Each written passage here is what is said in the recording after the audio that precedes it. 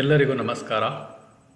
ಕರ್ನಾಟಕ ಸರ್ಕಾರ ಕಾಲೇಜು ಮತ್ತು ತಾಂತ್ರಿಕ ಶಿಕ್ಷಣ ಇಲಾಖೆ ವಿಜಯೀ ಭವ ಯೂಟ್ಯೂಬ್ ಚಾನಲ್ಗೆ ಎಲ್ಲರಿಗೂ ಸ್ವಾಗತ. ನಾನು ಡಾಕ್ಟರ್ ಎಸ್ ಸಮೀರ್ ಪಾಷಾ, ಸಹಾಯಕ ಪ್ರಾಧ್ಯಾಪಕರು ಹಾಗೂ ಮುಖ್ಯಸ್ಥರು, ರಾಜ್ಯಶಾಸ್ತ್ರ ವಿಭಾಗ, ಸರ್ಕಾರಿ ಪ್ರಥಮ ದರ್ಜೆ ಕಾಲೇಜು, ದೇವನಹಳ್ಳಿ, ಬೆಂಗಳೂರು ಗ್ರಾಮಾಂತರ ಜಿಲ್ಲೆ.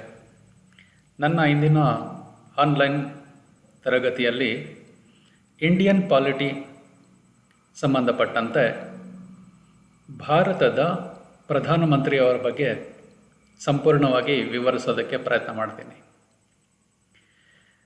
ಪೀಠಿಕೆ ಮೊದಲಿಗೆ, ಭಾರತದಲ್ಲಿ ಸಂಸದೀಯ ಪದ್ಧತಿಯ ಸರ್ಕಾರ ಅಸ್ತಿತ್ವದಲ್ಲಿರೋದ್ರಿಂದ ಇಲ್ಲಿ ನೈಜ ಮತ್ತು ನಾಮಮಾತ್ರ ಕಾರ್ಯಾಂಗಗಳು ಅಸ್ತಿತ್ವದಲ್ಲಿರೋದನ್ನು ಕಾಣಬಹುದು.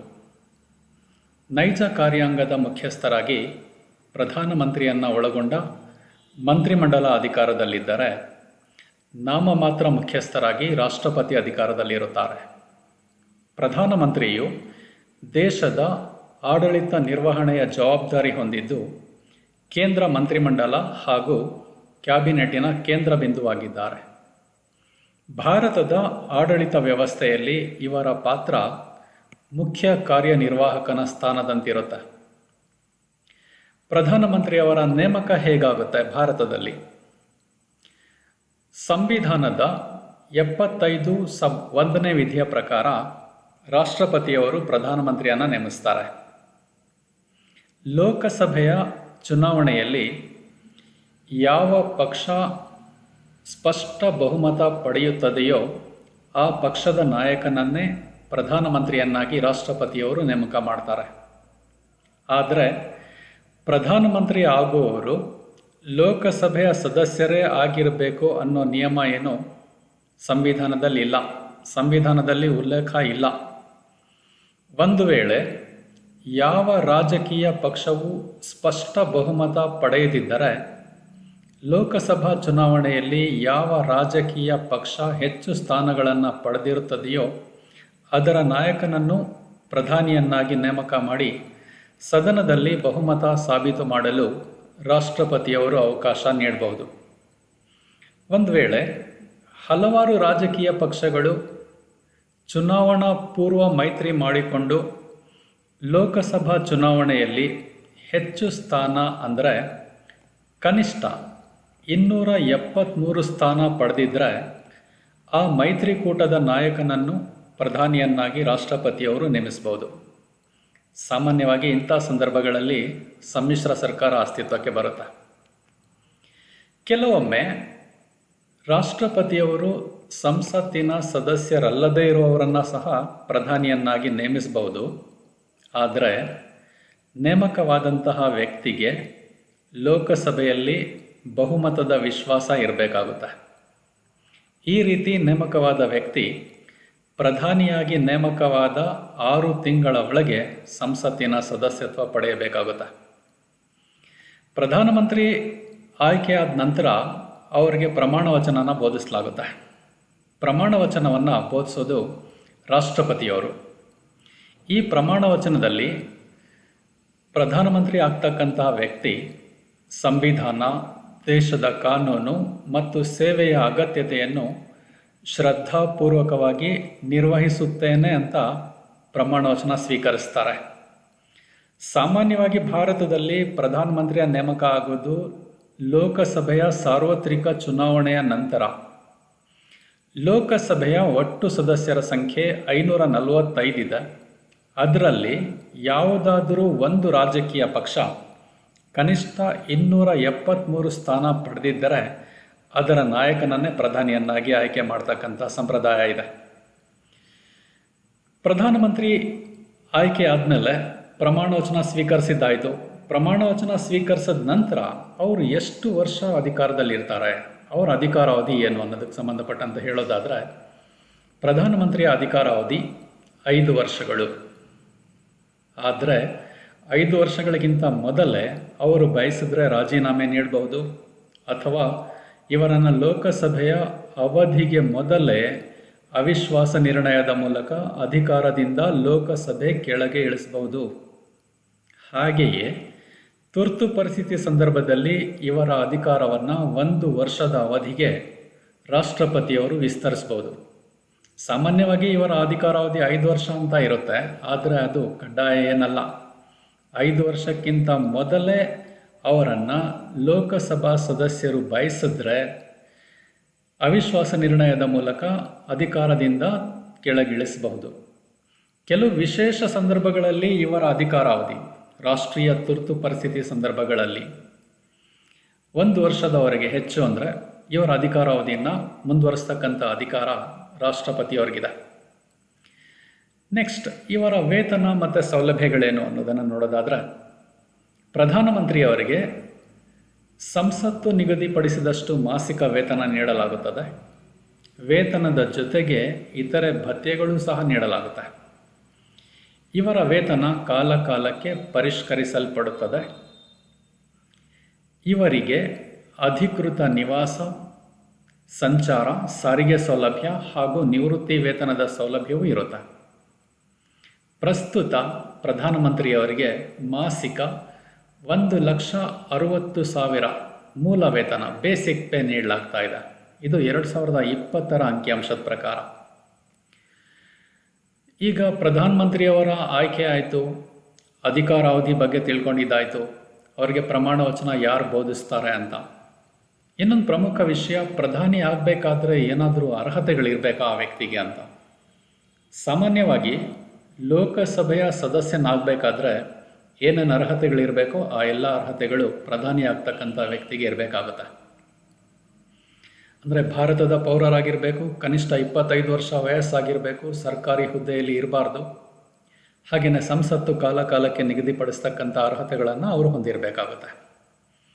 ಈಗ ಪ್ರಧಾನಮಂತ್ರಿಯವರು ನಿರ್ವಹಿಸ್ತಕ್ಕಂತಹ ಅಧಿಕಾರ ಮತ್ತು ಕಾರ್ಯಗಳೇನು, ಭಾರತದಲ್ಲಿ ಏನೇನು ಅಧಿಕಾರಗಳನ್ನು ಚಲಾಯಿಸ್ತಾರೆ.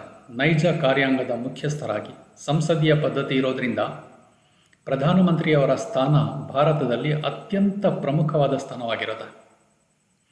ಜವಾಬ್ದಾರಿಯುತ ಹಾಗೆ ಅಧಿಕಾರಯುತ ಸ್ಥಾನವಾಗಿರುತ್ತೆ. ಇವರು ಸಾಕಷ್ಟು ಕಾರ್ಯಗಳನ್ನು ನಿರ್ವಹಿಸ್ತಾರೆ. ಇವರು ನಿರ್ವಹಿಸ್ತಕ್ಕಂಥ ಕಾರ್ಯಗಳನ್ನು ಸಂಕ್ಷಿಪ್ತವಾಗಿ ಈ ಥರ ವಿವರಿಸ್ಬೋದು. ಸರ್ಕಾರದ ರಚನೆ ಮಾಡೋದು. ಸಂವಿಧಾನದ 71(1) ವಿಧಿಯ ಪ್ರಕಾರ ರಾಷ್ಟ್ರಪತಿಯವರು ಪ್ರಧಾನಮಂತ್ರಿಯವರನ್ನು ನೇಮಿಸ್ತಾರೆ. ಪ್ರಧಾನಿಯಾಗಿ ನೇಮಕ ಆದ ನಂತರ ಪ್ರಧಾನಿಗೆ ಸರ್ಕಾರ ರಚಿಸುವಂತೆ ರಾಷ್ಟ್ರಪತಿಯವರು ಆದೇಶ ನೀಡ್ತಾರೆ. ಸರ್ಕಾರವನ್ನು ಸರಳ ಅರ್ಥದಲ್ಲಿ ಮಂತ್ರಿಮಂಡಲ ಅಥವಾ ಸಚಿವ ಸಂಪುಟ ಅಂತಲೂ ಕರಿಬೋದು. ಯಾಕೆಂದರೆ ಇಡೀ ಸರ್ಕಾರದ ಹೊಣೆಯನ್ನು ಮಂತ್ರಿಮಂಡಲ ಅಥವಾ ಸಚಿವ ಸಂಪುಟ ಹೊತ್ತಿರುತ್ತೆ. ಸಂವಿಧಾನದ 74ನೇ ವಿಧಿಯ ಪ್ರಕಾರ ಪ್ರಧಾನಮಂತ್ರಿಯ ನೇತೃತ್ವದಲ್ಲಿ ಸಚಿವ ಸಂಪುಟ ಇರಬೇಕೆಂದು ಸಂವಿಧಾನ ತಿಳಿಸುತ್ತೆ. ಸಚಿವ ಸಂಪುಟವನ್ನು ರಚಿಸುವಾಗ ಎಲ್ಲ ವರ್ಗಗಳಿಗೂ ಹಾಗೂ ಭೌಗೋಳಿಕ ಪ್ರಾತಿನಿಧ್ಯವನ್ನು ಸಹ ನೀಡಲಾಗುತ್ತೆ. ಸಚಿವ ಸಂಪುಟದಲ್ಲಿ 3 ರೀತಿಯ ಮಂತ್ರಿಗಳನ್ನು ಕಾಣ್ಬೋದು. ಅವುಗಳೆಂದರೆ ಕ್ಯಾಬಿನೆಟ್ ಸಚಿವರು, ರಾಜ್ಯ ಸಚಿವರು, ಉಪಸಚಿವರು. ಈ ಸಚಿವರ ಸಂಖ್ಯೆ ಲೋಕಸಭೆಯ ಸದಸ್ಯರ ಸಂಖ್ಯೆಯ 15% ಮಾತ್ರ ಇರಬೇಕು ಅನ್ನೋ ನಿಯಮ ಇದೆ. ಹಾಗೆಯೇ ಸಂಸತ್ತಿನ ಸದಸ್ಯರಲ್ಲದವರನ್ನು ಮಂತ್ರಿಯನ್ನಾಗಿ ಆಯ್ಕೆ ಮಾಡುವ ಅಧಿಕಾರ ರಾಷ್ಟ್ರಪತಿಯವರಿಗಿದೆ. ಆದರೆ ಅಂತಹ ವ್ಯಕ್ತಿ 6 ತಿಂಗಳ ಒಳಗೆ ಸಂಸತ್ತಿನ ಸದಸ್ಯತ್ವ ಪಡೆಯಬೇಕಾಗುತ್ತೆ. ಈಗ ಮೊದಲನೇದಾಗಿ ಸರ್ಕಾರದ ರಚನೆ ಅಂತ ತಿಳ್ಕೊಂಡಾಗ ಮಂತ್ರಿಗಳನ್ನು ಸಚಿವ ಸಂಪುಟವನ್ನು ನೇಮಕ ಮಾಡ್ತಕ್ಕಂಥದ್ದು. ಸಚಿವ ಸಂಪುಟದಲ್ಲಿ ಯಾರಿರಬೇಕು ಅನ್ನೋದನ್ನು ನಿರ್ಧರಿಸ್ತಕ್ಕಂಥ ಅಧಿಕಾರ ಪ್ರಧಾನಿಗಿರುತ್ತೆ. ಪ್ರಧಾನಿಯವರೇ ಸಚಿವ ಸಂಪುಟದ ಸದಸ್ಯರ ಪಟ್ಟಿಯನ್ನು ತಯಾರಿಸಿ ರಾಷ್ಟ್ರಪತಿಯವರ ಮೂಲಕ ಅವರಿಗೆ ಪ್ರಮಾಣ ವಚನ ಬೋಧಿಸ್ತಾರೆ. ಸೊ ಮಂತ್ರಿಮಂಡಲದ ರಚನೆ ಆಗಿದೆ ಅಂದರೆ ಸರ್ಕಾರದ ರಚನೆ ಆಯಿತು ಅಂತ. ಮಂತ್ರಿಗಳ ನೇಮಕ ರಾಷ್ಟ್ರಪತಿಯವರು ಮಾಡಿದ್ರೆ ಯಾರನ್ನು ಮಂತ್ರಿಗಳನ್ನಾಗಿ ನೇಮಕ ಮಾಡಬೇಕಂತ ಶಿಫಾರಸು ಮಾಡೋದು ಪ್ರಧಾನಮಂತ್ರಿಯವರು. ಸೊ ಸಚಿವ ಸಂಪುಟದ ನೇಮಕದ ವಿಷಯದಲ್ಲಿ ಅಂತಿಮ ಅಧಿಕಾರ ಪ್ರಧಾನಿಗೆ ಸೇರಿರುತ್ತೆ. ಪ್ರಧಾನಿ ಬಯಸಿದವರು ಮಾತ್ರ ಸಚಿವ ಸಂಪುಟದಲ್ಲಿ ಇರೋಕ್ಕೆ ಸಾಧ್ಯ ಆಗುತ್ತೆ. 2ನೇ ಅಧಿಕಾರ, ಸಚಿವ ಸಂಪುಟದ ಗಾತ್ರ ನಿರ್ಧರಿಸೋದು. ಸಚಿವ ಸಂಪುಟದ ಗಾತ್ರವನ್ನು ನಿರ್ಧಾರ ಮಾಡುವ ಅಧಿಕಾರ ಪ್ರಧಾನಿಯ ವಿವೇಚನೆಗೆ ಸೇರಿರುತ್ತೆ. ಆಡಳಿತದಲ್ಲಿ ದಕ್ಷತೆಯನ್ನು ಸಾಧಿಸಲು ಸಚಿವ ಸಂಪುಟದ ಗಾತ್ರ ಎಷ್ಟಿರಬೇಕು ಅನ್ನೋದನ್ನು ಪ್ರಧಾನಿಯೇ ನಿರ್ಧರಿಸ್ತಾರೆ. ಅಂದರೆ ಮಂತ್ರಿಗಳ ಸಂಖ್ಯೆ ಹೆಚ್ಚಿರಬೇಕಾ, ಕಡಿಮೆ ಇರಬೇಕಾ, ಅಥವಾ ಸಮತೂಕದಲ್ಲಿರಬೇಕಾ?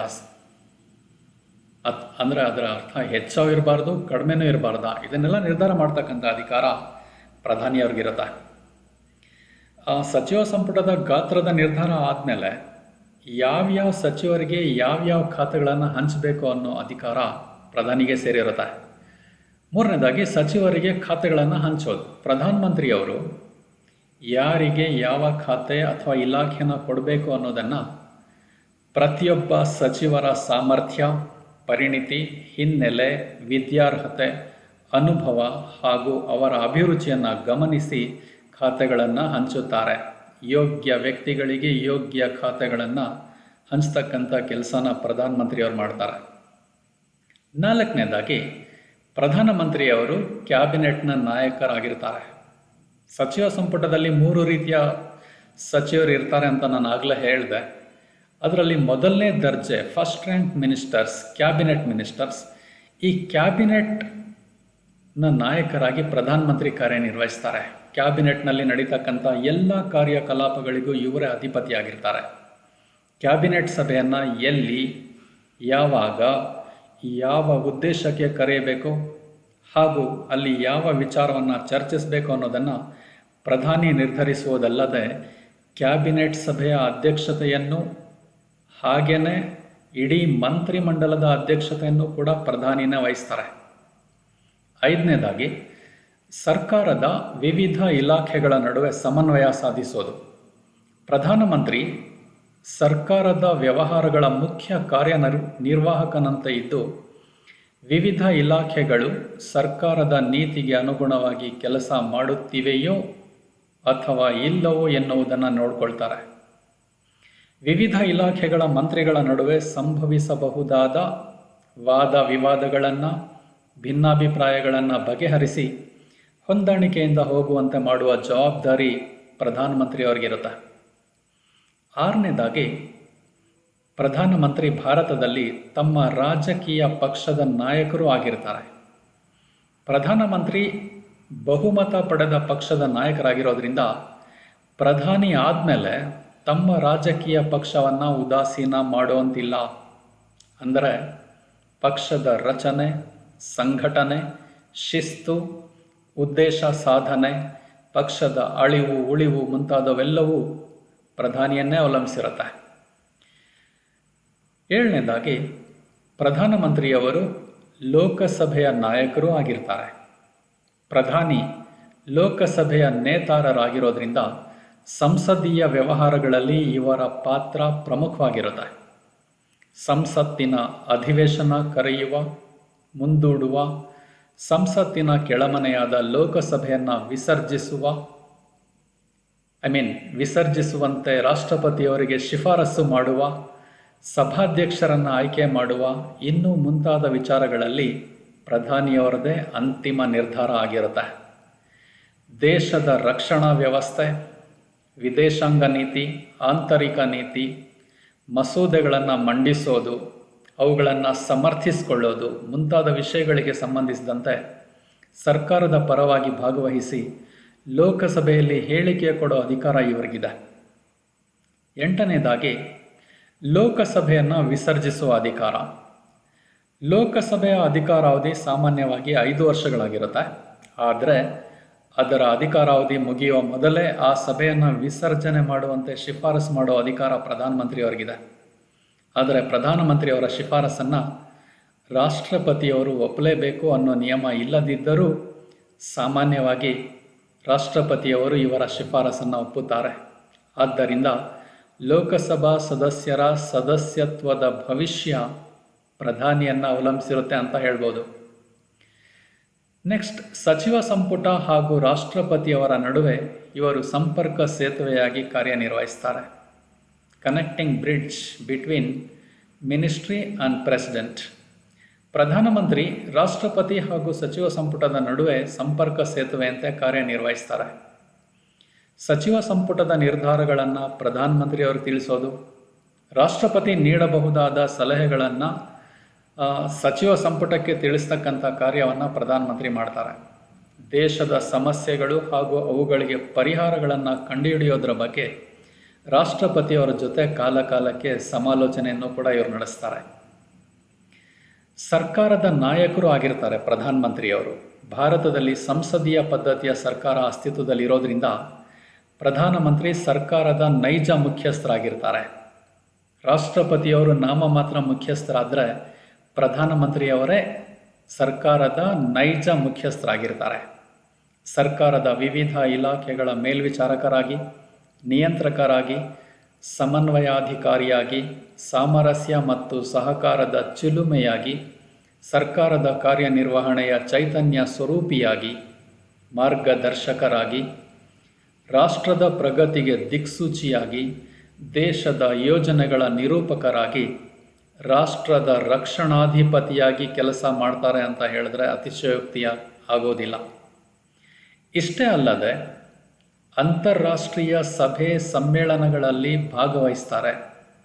ವಿದೇಶಗಳಿಗೆ ಭೇಟಿ ನೀಡಿ ದೇಶದ ಸ್ನೇಹ ಸೌಹಾರ್ದಯುತ ಸಂಬಂಧವನ್ನು ಹೆಚ್ಚಿಸ್ತಾರೆ. ವಿದೇಶಗಳ ಜೊತೆ ಹಲವಾರು ವಿಷಯಗಳಿಗೆ ಸಂಬಂಧಿಸಿದಂತೆ ಒಪ್ಪಂದ ಕರಾರುಗಳನ್ನು ಮಾಡಿಕೊಳ್ಳುವ ಅಧಿಕಾರನೂ ಇವರಿಗಿದೆ. ಇಷ್ಟೆಲ್ಲ ಅಧಿಕಾರಗಳನ್ನು ನಿರ್ವಹಿಸ್ತಕ್ಕಂತಹ ಪ್ರಧಾನಮಂತ್ರಿಯವರ ಸ್ಥಾನ ಭಾರತದಲ್ಲಿ ಹೇಗಿದೆ ಅನ್ನೋದನ್ನು ನೋಡೋದಾದರೆ, ಪ್ರಧಾನಮಂತ್ರಿಯವರು ನಿರ್ವಹಿಸ್ತಕ್ಕಂತಹ ಅಪರಿಮಿತವಾದ ಅಧಿಕಾರಗಳನ್ನು ನೋಡಿದಾಗ ಭಾರತದ ಆಡಳಿತ ವ್ಯವಸ್ಥೆಯಲ್ಲಿ ಇವರಿಗಿಂತ ಹೆಚ್ಚಿನ ಅಧಿಕಾರ ಹೊಂದಿರತಕ್ಕಂತಹ ಮತ್ತೊಬ್ಬ ವ್ಯಕ್ತಿ ಕಂಡು ಬರೋದಿಲ್ಲ. ರಾಷ್ಟ್ರಪತಿಯವರು ಪ್ರಥಮ ಪ್ರಜೆ ಆಗಿರ್ಬೋದು, ದೇಶದ ಮುಖ್ಯಸ್ಥರಾಗಿರಬಹುದು, ಆದರೆ ನಿಜವಾಗಿ ಆಡಳಿತ ನಡೆಸ್ತಕ್ಕಂಥವರು ಪ್ರಧಾನಮಂತ್ರಿ ಆಗಿರ್ತಾರೆ. ಇದಕ್ಕೆ ಪ್ರಮುಖ ಕಾರಣ ಭಾರತದಲ್ಲಿ ಸಂಸದೀಯ ಪದ್ಧತಿಯ ಸರ್ಕಾರ ಅಸ್ತಿತ್ವದಲ್ಲಿರೋದು. ಭಾರತದ ಪ್ರಧಾನಮಂತ್ರಿಯನ್ನು ಆಟಗಾರರ ತಂಡದ ನಾಯಕನಿಗೆ ಹೋಲಿಸಲಾಗುತ್ತೆ. ಫಾರ್ ಎಕ್ಸಾಂಪಲ್ ಕ್ರಿಕೆಟ್ ತಂಡ 11 ಮಂದಿ ಆಟಗಾರರು ಇರ್ತಾರೆ. ಆ ಆಟಗಾರರಲ್ಲಿ ಪ್ರಮುಖನಾಗಿ ಕ್ಯಾಪ್ಟನ್ ಇರ್ತಾನೆ, ನಾಯಕ. ಆತ ಹೇಳ್ದಂತೆಯೇ ಎಲ್ಲ ಆಟಗಾರರು ಆಟವನ್ನು ಆಡ್ತಾರೆ. ಯಾವ ಆಟಗಾರರನ್ನು ಮೊದಲು ಬ್ಯಾಟಿಂಗ್ ಬಿಡಬೇಕು, ಯಾವ ಆಟಗಾರನನ್ನು ಎಲ್ಲಿ ನಿಲ್ಲಿಸಬೇಕು, ಎಲ್ಲವನ್ನು ನಾಯಕನೇ ನಿರ್ಧಾರ ಮಾಡ್ತಾನೆ. ಹಾಗೆಯೇ ಆಟ ಗೆಲ್ಲೋದ್ರಲ್ಲಿ ನಾಯಕನ ಪಾತ್ರ ಹೆಚ್ಚಿರುತ್ತೆ. ಅದೇ ರೀತಿ ಭಾರತದ ಆಡಳಿತ ವ್ಯವಸ್ಥೆಯಲ್ಲಿ ಆಡಳಿತದ ಯಶಸ್ಸು ಪ್ರಧಾನಮಂತ್ರಿಯ ಕೈಯಲ್ಲಿರುತ್ತೆ, ಪ್ರಧಾನಿಗೆ ಸಂಬಂಧಪಟ್ಟಿರುತ್ತೆ.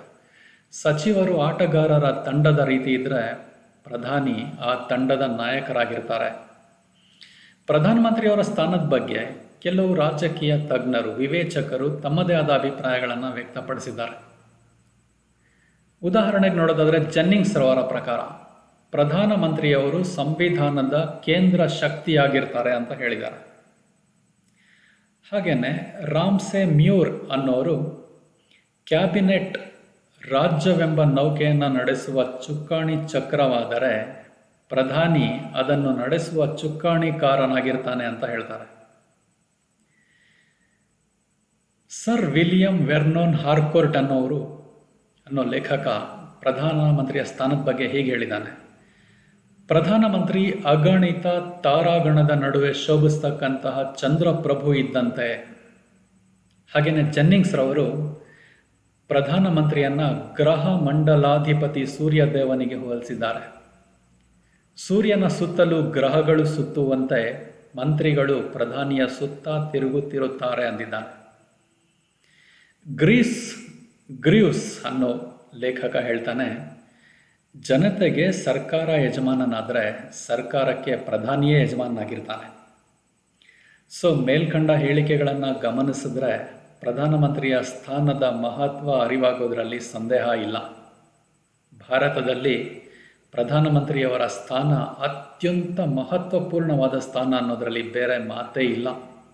ಆದರೂ ಲೋಕಸಭೆಯ ಅವಿಶ್ವಾಸ ನಿರ್ಣಯದ ತೂಗು ಕತ್ತಿ ಪ್ರಧಾನಿಯ ನೆತ್ತಿಯ ಮೇಲೆ ತೂಗಾಡುತ್ತಿರುವುದನ್ನು ಪ್ರಧಾನಮಂತ್ರಿ ಎಂದಿಗೂ ಮರೆಯುವಂತಿಲ್ಲ.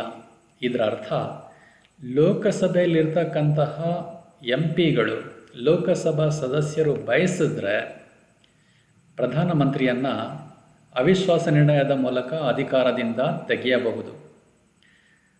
ಆದ್ದರಿಂದ ಅವಿಶ್ವಾಸ ನಿರ್ಣಯದ ತೂಗು ಕತ್ತಿ ಪ್ರಧಾನಿಯ ನೆತ್ತಿಯ ಮೇಲೆ ತೂಗಾಡ್ತಾ ಇರುತ್ತೆ ಅಂತ ಹೇಳ್ಬೋದು. ಪ್ರಧಾನಮಂತ್ರಿಯ ಸ್ಥಾನ ಹೇಗಿರುತ್ತೆ, ಪ್ರಧಾನಮಂತ್ರಿಯವರು ಹೇಗೆ ಅಧಿಕಾರಕ್ಕೆ ಬರ್ತಾರೆ, ಅವ್ರು ಏನೇನು ಅಧಿಕಾರಗಳನ್ನು ಚಲಾಯಿಸ್ತಾರೆ ಅನ್ನೋದನ್ನು ಸಂಕ್ಷಿಪ್ತವಾಗಿ ವಿವರಿಸಿದ್ದೀನಿ. ಇಷ್ಟೊತ್ತು ನನ್ನ ತರಗತಿಯನ್ನು ಕೇಳಿದಂಥ ಎಲ್ಲರಿಗೂ ಧನ್ಯವಾದಗಳು. Thank you all.